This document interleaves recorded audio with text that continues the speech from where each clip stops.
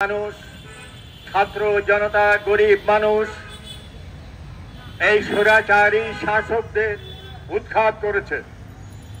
এই স্বৈরাচারী শাসকরা ছাত্র লীগের নাম দিয়ে এবং সন্ত্রাস চালিয়ে এই সাধারণ মানুষকে হত্যা করেছে এবং লুটপাটের ব্যবস্থা করেছে। লুটপাটের বিরুদ্ধে যারা কথা বলেছে তাদেরকে দিয়ে এই ছাত্রলীগ দ্বারায় যারা সমালোচনা করেছে সরকারের, তাদেরকে সাহায্য করেছে। আমরা এই দেশের সাধারণ মানুষ, শ্রমিক, কৃষক, ছাত্র জনতা যেই সরকার আনলো, যেই সরকার আসলো, এই সরকারের বিরুদ্ধে নানান প্রশ্ন আছে। এই সরকার এনজিওদের মাধ্যমে, ষড়যন্ত্রের মাধ্যমে এই দেশের ক্ষমতা দখল করেছে মার্কিন সাম্রাজ্যবাদ, এবং এই সাম্রাজ্যবাদ দখল যে করেছে তার নমুনা দেখেন। এই দেশে কলকারখানা বন্ধ হয়ে যাচ্ছে, এই দেশে আমদানি বেড়েছে চীনের বৌদৌলতে। এই দেশের পাদুকা শিল্প বন্ধ হয়ে যাচ্ছে। এই পাদুকা শিল্পের প্রায় 20 লক্ষ শ্রমিক কর্মচারী সাধারণ মানুষ কাজ করে।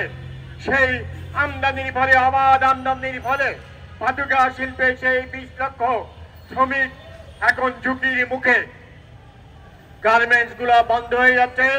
গার্মেন্টসের তারা সরকার বলে, আমি আমেরিকার সঙ্গে আমার অনেক ভাব আছে, আমার অনেক সম্পর্ক আছে, আমার বন্ধুত্ব আছে। আমি যেই সুদের ব্যবসা করেছি সেই সুদের ব্যবসার পার্টনার হলো আমেরিকা। এত সুন্দর কথা বলে কই আমেরিকা তো গার্মেন্টস আমাদের ছাড় দিল না, বরং আমেরিকার জন্য এখানে গার্মেন্টস বন্ধ হয়ে যাচ্ছে এবং শ্রমিকরা বেকার হয়ে যাচ্ছে।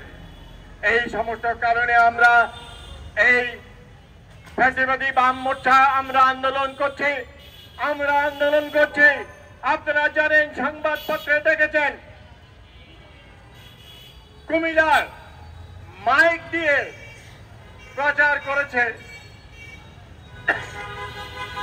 মাজার ভাঙা হবে, মাজার আক্রমণ করা হবে এবং যারা মাজারে